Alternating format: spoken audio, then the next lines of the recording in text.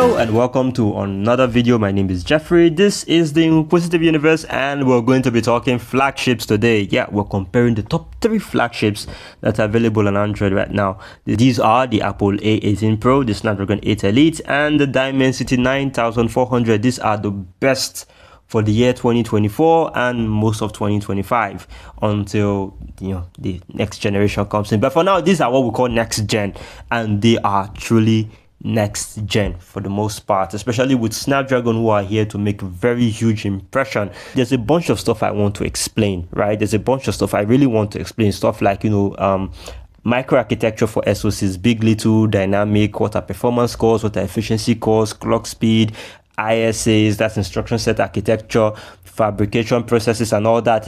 If I decide to explain those, this video is going to be probably 20 minutes. I don't want to do that, so I'm going to leave links in the description as well as in the comments that you should probably go check that up. I've already covered a lot of this topic years ago.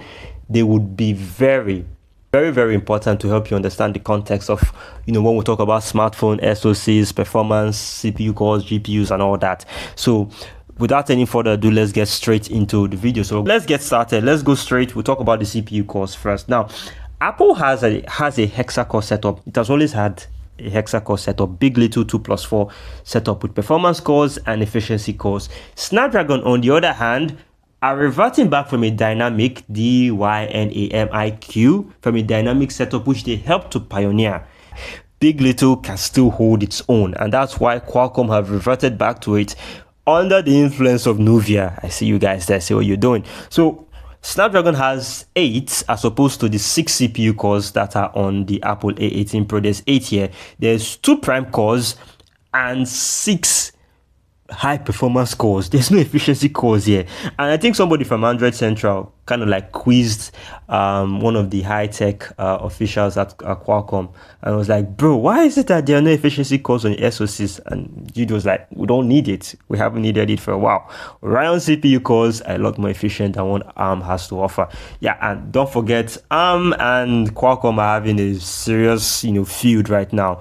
And I think ARM wants to withdraw Qualcomm's license to make CPU cores using ARM's architecture. So that's a whole nother story by itself. So let's move on. Let's talk about the Dimensity 9400. And Dimensity 9400 sticks to the dynamic setup with 1 prime core, 3 high performance cores, and then 4 efficiency cores. So all of these SoCs are built using ARM v9 instruction set architecture, and they are built on a 3 nanometer TSMC process. So keep that in mind. Let's move on. Let's talk about the GPUs. Now, for the GPUs here, Apple are using their A18 Pro GPU, which has about 2,227 G-flops, right? The Snapdragon 8 Elite uses the Adreno 830, which has about 3,379 G-flops, whilst the Mali G925 MP2 Immortalis on the Dimensity 9400 has the highest G-flops here at almost 5,000. So basically what this means here is that the Dimensity has the best, or rather the highest performing GPU here. But for something to be high performing and being optimized for the tasks that it's supposed to run are 2 rather very separate things, right? You can have all the horsepower in the world, but if that horsepower isn't really optimized to run the task that you want it to run, usually it turns out that it's going to be a problem. Most of the time you could have all the high performance in the world and then you can't really do the task. So now that we're done with that, let's talk about like benchmarks. Let's look at Geekbench and then we'll look at Antutu. On Geekbench, the best performing SoC here is the Snapdragon 8 Elite with 10,000 for multi-core. However, it's actually second place when it comes to single core tests. So if a task only needs 1 CPU to run, as it stands, the Apple A18 Pro is going to do it best. But when it comes to like other tasks that need several CPU cores to run, as maybe a collection of 2, 3, 4 or more, the Snapdragon 8 Elite is going to do it faster. So basically, on Geekbench, multi-core first place goes to Snapdragon, second place goes to Second place goes to the Apple A18 Pro, and then third place goes to Dimensity. Then also when you look at the single core, first place goes to Apple, second place goes to the Snapdragon 8 Elite, and then Dimensity MediaTek comes third place. So basically, Apple and Snapdragon are the two front runners in this race. So if we go back and we look at Antutu, this is where there's a huge disparity here, because here first place goes to the Snapdragon 8 Elite, second place goes to the Dimensity, and third place goes to the Apple A18 Pro. Now the gap between the Snapdragon 8 Elite and the Dimensity isn't really all that far. They are both in the same ballpark, they are both in the same region, but generally speaking, Snapdragon tends to optimize or gets developers, software developers, game developers, app developers to optimize for Snapdragon SoCs, which actually makes Snapdragon perform better over time. Now, I don't really know what MediaTek are doing with their SoC, if they are going to get developers on board and have them optimize for their own SoC too, but it is important that you keep this in mind when it comes to optimization. In fact, forget about the score you see there with the 1.7 million rather, with 1.7 million on the Apple. Apple's SoC is also going to be super optimized, so much to the point that it may actually cut in the performance gap that you see there. But if we're going to be talking strictly benchmark scores, and then you couple in the fact that Qualcomm optimizes, apparently Qualcomm is the best. Snapdragon 8 Elite is the best SoC for this generation when it comes to pure raw performance.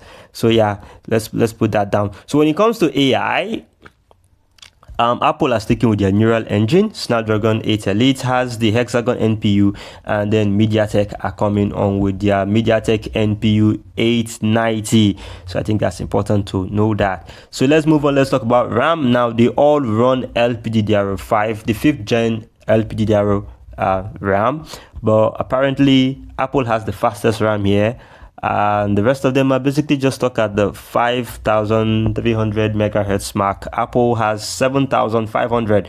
Basically what it means is that the faster your RAM, the faster you can be able to, like, communication between your CPU and your RAM, because the RAM acts as the workbench for the CPUs to run tasks, process stuff.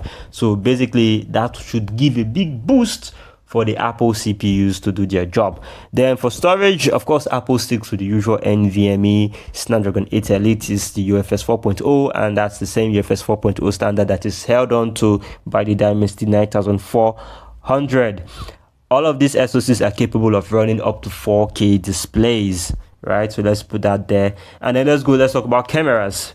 Funnily enough, Snapdragon usually used to stick to the 200 megapixel maximum camera support. Now this year they bumped up, they've gone up to 320 megapixel support, same as the Dimensity 9400. Apple surprisingly aren't really telling us the max support that their SoCs have. So since they are giving us phones with 48 MP cameras, we're going to suppose that is the max, but they didn't really tell anybody their max support. Now all of them can output videos. All of these new SoCs can do 8K video, as per the information I got from Nano Reviews.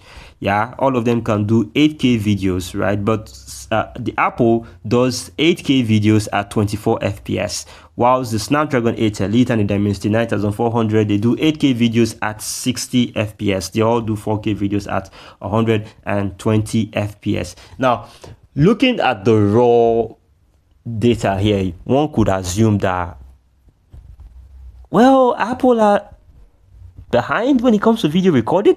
Not exactly. Apple still has the best software for encoding and decoding video capture and playback. So Android isn't really there yet. I don't know, is this going to be the generation where Android catches up in video recording?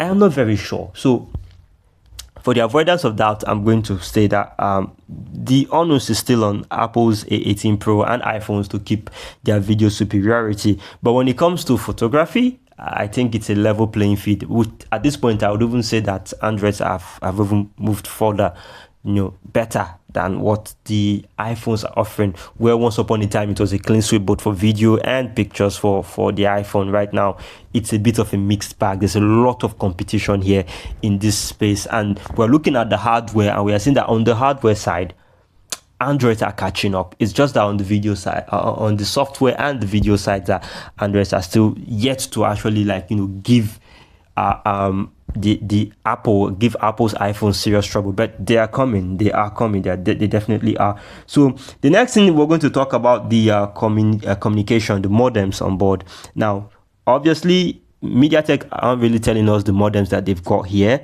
but the Snapdragon X80 on the 8 Elite is actually the best one here, because Apple are using Snapdragon's modem, the X75. So the X80 is slightly faster than the X75. So point goes to Snapdragon 8 Elite here. So of course, all of them support 2G, 3G, 4G all the way to category 24. They all support Wi-Fi 7, but Snapdragon 8 Elite goes further to have Bluetooth 6.0, whilst the other two are stuck at Bluetooth 5.